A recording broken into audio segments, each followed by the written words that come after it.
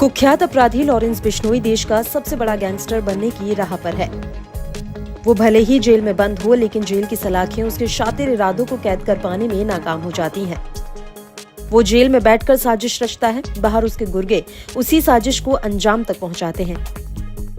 ऐसे में सबसे बड़ा सवाल यही है कि आखिर कैसे बिश्नोई जेल के अंदर से ही राजस्थान, पंजाब से लेकर कनाडा तक अपना गैंग चला रहा है।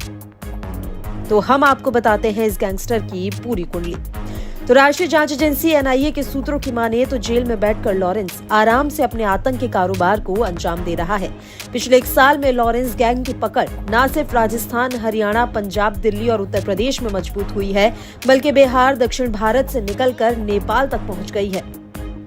जांच एजेंसियों की माने तो अलग अलग जेलों में बंद गैंग के सदस्य उसी जेल में बंद हथियार तस्करी से जुड़े गैंग के लोगों से संपर्क करते हैं, फिर वो उन्हें अपनी डिमांड बताते हैं। सूत्रों की माने तो इन दिनों झारखंड जेल में बंद हथियार सप्लायर अमन साहू लॉरेंस गैंग के संपर्क में है।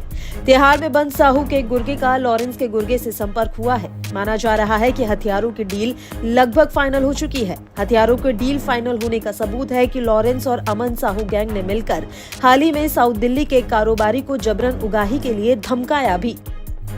देश के करीब हर राज्य में लॉरेंस बिश्नोई ने गैंग की कमान अपने खास गैंगस्टर और गुर्गों को सौंपी हुई है। सभी के काम को बांटा हुआ है। शूटर्स के लिए रोहित गोदारा और अनमोल बिश्नोई, एक्सटॉर्शन के लिए काला जथेड़ी और विदेशी नेटवर्क को संभालने के लिए गोल्डी बरा। बता दें कि जानकारी के मुताबिक लॉरेंस गैंग में शूटर्स की संख्या करीब 1000 है, जो जरूरत पड़ने पर तुरंत एक्टिव हो जाते हैं। दिल्ली की तिहाड़ जेल के अलावा राजस्थान के भरतपुर, पंजाब के फरीदकोट जेल में रहते हुए भी उसने उत्तर भारत के कारोबारियों करोड़ों रुपए की अवैध वसूली की। कभी उसने राजस्थान के कारोबारियों से, तो कभी उसने चंडीगढ़ के कम से कम 10 क्लब मालिकों से, तो कभी अंबाला के सभी मॉल मालिकों से, कभी शराब कारोबारियों से और कभी दिल्ली, पंजाब के सटोरियों से करोड़ों की उगाही की। जेल में लॉरेंस के गुर्गे ऐसे कारोबारियों और धंधेबाजों के नंबर लेकर आते थे और लॉरेंस के नाम पर जाने वाले एक फोन कॉल पर करोड़ों रुपए उसके बताए ठिकाने पर पहुंच जाते थे। अब ये तो रही गैंग की कमाई की बात। लॉरेंस के गैंग से जुड़े गुर्गे और खुद लॉरेंस सालों से अपने गैंग के लिए हथियारों की तस्करी भी करता रहा है। उसने कबूला है कि साल 2018 से 2022 तक उसने यूपी के खुर्जा से अपने करीबी गैंगस्टर रोहित चौधरी के मार्फत आर्म सप्लायर कुर्बान चौधरी उर्फ शहजाद से हथियारों की मोटी खेप खरीदी थी। इनमें करीब 2 करोड़ रुपए के 25 हथियार शामिल थे। इन हथियारों में 99 mm की पिस्टल से लेकर AK-47 जैसे खौफनाक हथियार भी थे।